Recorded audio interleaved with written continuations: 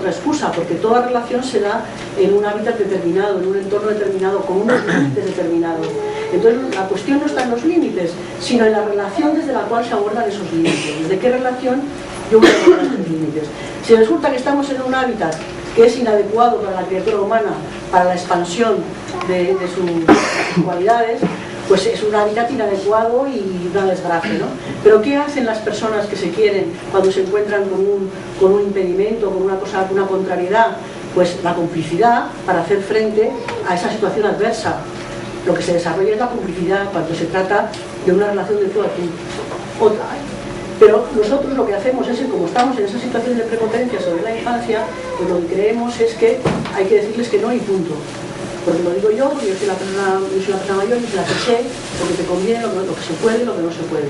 En lugar de ponerse uno a informar a ese niño o a esa niña, pues de lo que hay, de lo que pasa, y a ver cómo conjuntamente mejor resolvemos la situación, ¿no? Entonces los límites, es que siempre hay límites, entonces en función de los límites pues no puedes ponerlo como excusa para imponer unilateralmente tu decisión. Frente a las situaciones inadecuadas, complicidad para resolverlas de la mejor manera posible. Pero no, porque ¿qué pasa? Cuando decimos a un niño que no, ¿por qué no?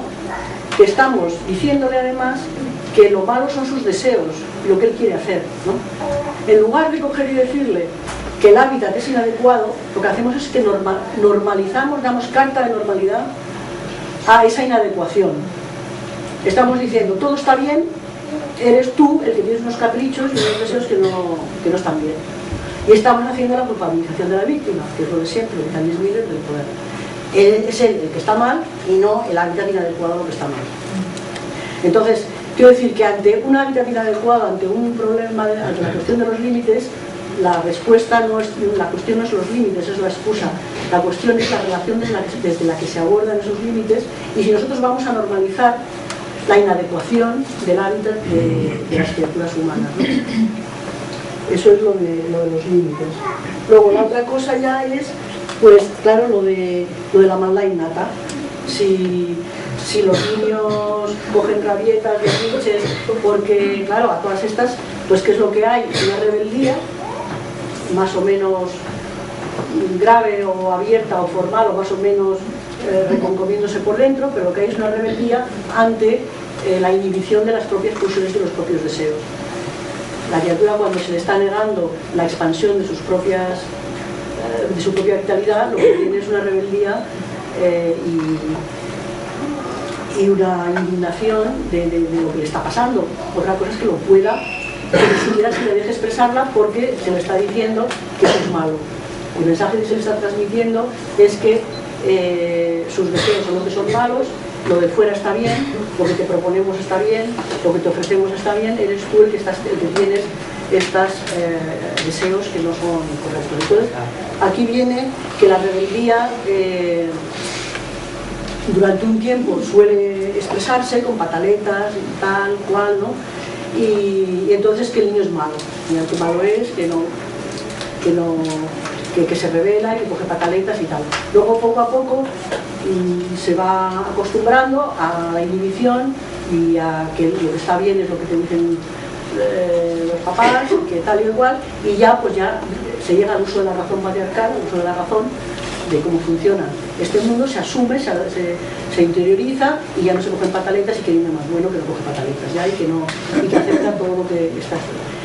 ¿Qué es lo que hemos hecho en todo este trasiego de tal? Pues hemos hecho perder un caudal de cualidades y de potencialidades muy grandes. Y la más importante que hemos hecho perder es la capacidad de amar de la criatura humana. Porque una criatura, cuando se le reactiva el sistema, cuando se la trata con complacencia, es complaciente, porque es un sistema que se retroalimenta, es complaciente, es generoso, entiende todo. Si un día le dices que no puedes una cosa, no le tienes ni que dar una explicación. Ahora, cuando tú le estás diciendo todos los días que no puedo, ya sabe que es mentira. El niño sabe que eso es mentira, que no puedes. Es que, bueno, pues eso es que no tienes complicidad con él, es que no está. Cuando lo haces sistemáticamente, ¿no? En cambio, cuando de verdad tú tienes una relación honesta con una criatura y tú de verdad haces todo lo que puedes por complacerles, todo lo que puedes, aunque sea un poco... Aunque a ti te parezca que son cosas absurdas, Son absurdas desde el punto de vista de la rentabilidad, de la productividad, pero son importantísimas desde el punto de vista de su desarrollo como criatura humana. Son importantísimas. El hacer que esa pulsión, que esa curiosidad, que esas ganas, que lo que sea, que eso se expanda, eso es importantísimo para ella. Aunque quiera subirse al tejado a bailar a la pata coja, y te parece que es absurdo porque encima está lloviendo, pues súbete con él a bailar a la pata coja al tejado, porque eso es importantísimo. Que encuentre una aceptación de lo que él desea y de lo que él quiere. Es importantísimo mantener la confianza en el entorno, porque si la criatura deja de confiar en ti, de que tú vas a responder a sus deseos, ya no vas a seguir produciendo, porque ya pierde la confianza en el entorno. Entonces ya se retrotrae y no expresa los deseos. Entonces el mantenimiento de la confianza, la respuesta positiva, la vía de la complacencia, es posible, es factible. Yo creo que el principal impedimento es la ignorancia de que esa vía existe y es posible complacer los deseos de los niños y de las niñas, que es mucho más fructífera en cuanto a conocimientos, habilidades psicomotores, en cuanto a salud física, desde todos los puntos de vista es más favorable. Encima dan menos trabajo, no dan guerra, ellos son complacientes, ellos te entienden cuando te pasa un problema, tú se lo puedes contar, hay una relación de tú a tú entre los amantes. Entonces, si resulta que en el mundo actual todos los esfuerzos que dedican los padres, que son muchísimos, el trabajo, el desgaste que tienen para hacer la guerra contra sus hijos, de ponerles límites y disciplinas, y todas esas energías se pusieran al servicio de complacerles los deseos, os digo que la educación y el estudio sería una cosa muy diferente de lo que es ahora mismo, y la relación entre las generaciones sería muy distinta. Simplemente con que la cuarta parte de esas energías que hoy se desgastan en hacer la guerra, se empleasen en hacer el amor y la paz con los hijos. Simplemente por saber que tienen capacidad de autorregulación, que son buenos, que tienen imaginación, que tienen cualidades psicomotoras, que tienen inteligencia, que tienen unas ganas de quererte y de complacerte más que tú. Pero normalmente son ellos los que tiran de ti. Cuando se les deja son ellos los que tiran. En cuanto les haces, sabes un poquito la puerta, ¿no? Entonces, un aspecto muy concreto del que quería mencionar es lo de la sexualidad infantil. Porque ahora mismo la sexualidad infantil incluso se utiliza, pedofilia se identifica con pederastia. Parece que los niños no tienen pulsiones sexuales. Cualquier tema de sexualidad relacionado con la infancia se asocia a abuso. Toda la vida, en todas las civilizaciones, incluso patriarcales, se ha reconocido la existencia de la sexualidad infantil.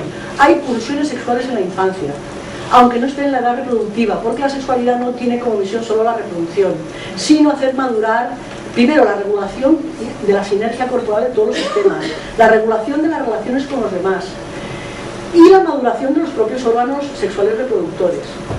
Toda la vida las niñas han hecho juegos, los niños y las niñas han hecho juegos de experimentación sexual impulsados por sus propias pulsiones. Cuando juegan con los otros niños y con las otras niñas, experimentan. Hay algunos relatos preciosos de niñas que se ocultaban en corro y con florecitas se acariciaban la vulva y no sé qué. Bueno, hay mujeres que todavía lo han contado, ¿no? Todo esto se está perdiendo porque me he saltado una cosa muy importante. Sí, para adelante. Que es lo del espacio de la infancia, que tiene que ver con lo de la sexualidad. Pasa. Aquí. El siguiente. Bueno, esto es un cuadro de Bruegel, un flamenco del siglo XV, y aquí están todos, falta un cacho, pero bueno, son todos los juegos en una plaza de un pueblo, ¿no? Tenemos churro mediano de mangotero, píola, la gallinita ciega, el corro de la patata, la taba, en fin, todos los juegos inventados por los niños, sin ningún juguete, con un cacho de tela para demostrar la capacidad de iniciativa que tienen los niños, que luego decimos que hay que darles, hay que incentivarles con premios y castigos. Todos los juegos que han inventado la infancia y que además se desplegaban en los espacios, como tenían espacios colectivos, que también se han destruido los espacios de la infancia, y y que además se transmitían porque no es como esta cosa artificial de las escuelas que dan todos los niños de la misma edad juntos. Aquí están todos mezclados, los mayores y los pequeños. Y los mayores contaban a los pequeños y sofisticaban los juegos, y introducían esto, introducían lo otro, y ahora otra canción, y ahora otra cosa, ¿no? Entonces todo esto del juego y de los espacios, de la iniciativa de las escrituras tiene que ver también con la sexualidad infantil y con la posibilidad de la experimentación de las pulsiones sexuales en los juegos infantiles. Que esto se ha rastreado hasta los juegos de corro de las niñas, que todas las canciones de los juegos de corro tienen una connotación sexual. Cuando dicen, jardinera, tú que entraste en el jardín del amor, muchas gracias jardinera por el gusto que has tenido, a ti sola te he escogido. Y luego cuando dicen que no, cuando dicen no quiero coche leré, cocherito leré, cuando hay propuestas de hombres que no quieren, dicen que no, al barquero le dicen que no, niña ven aquí, yo no quiero ir. Todo esto hay estudios hechos y Bornemann, que escribió el libro de Patriarcado, tiene una recopilación de las canciones infantiles en alemán para explicar la connotación sexual que tenían todos los juegos y concretamente los juegos de corros de las niñas. Tiene esto que ver con toda la cosa que hay desde las en las civilizaciones prepatriarcales, incluso de 5000 a.C., la civilización Puteni, hay mujeres desnudas en corro bailando. Bueno, y esto se ha seguido a lo largo de la historia hasta el siglo XVII, con la Inquisición, que acabó con las serranas que hacían bailes en corro y que se iban a vivir a la sierra para poder mantener la sexualidad no fagocéntrica de las mujeres. Para poderla mantener se iban a vivir se llevaban al monte, como las amazonas, ¿no? Y todos estos juegos se han ido manteniendo hasta fechas muy recientes. Entonces, esto es muy importante porque, como decía antes, la eliminación de la madre no es solo el momento del parto, la separación, etc. Es la devastación de la sexualidad de la mujer. ¿Cómo se estropea la sexualidad de la mujer? Cuando se impide que desde niña hagan las danzas del vientre y los juegos sexuales, etcétera, etcétera. Porque lo mismo que la neurología, que el sistema neural no está pautado genéticamente, solo está pautado hasta las 14, 16 semanas de gestación, luego depende del entorno amoroso de la criatura, el desarrollo neurológico, y hay estudios que por ahí los tenía apuntados, pues si a alguien le interesa, en que incluso a nivel de coeficientes intelectuales está demostrado que los coeficientes intelectuales están en proporción al grado se hizo estudios en grupos de crianza al sistema antiguo y la crianza al sistema moderno, de separación de la madre, de hospitales, de llevarlos en carritos y tal. Entonces las madres que dormían con los niños, que tal, lactancia hasta que se quisiera, etcétera, etcétera, pues tenían coeficientes intelectuales mayores. Esto hay estudios hechos, incluso a nivel de ese indicador que a mí no me parece muy bien, lo del coeficiente intelectual, pero incluso en esos términos se demuestra que el sistema neurológico depende del entorno amoroso de la criatura. Bueno, pues también la sexualidad humana tampoco está pautada genéticamente con el nacimiento, sino que depende de todo el desarrollo desde la infancia, que para eso están las pulsiones en la infancia, para que haya una activación de la sexualidad humana desde muy temprano. Por ejemplo, el útero de la mujer, ¿no? Que eso que es tan importante luego para el parto. Bueno, pues resulta que los receptores de oxitocina, que como sabéis la oxitocina es la que se segrega con la pulsión sexual y cuando se mete en los receptores, busca sus receptores a donde va a parar, que están en los músculos de los pechos, del útero, cuando es lo que activa el reflejo de eyección de la leche y también el movimiento muscular del útero para desencadenar el movimiento del parto.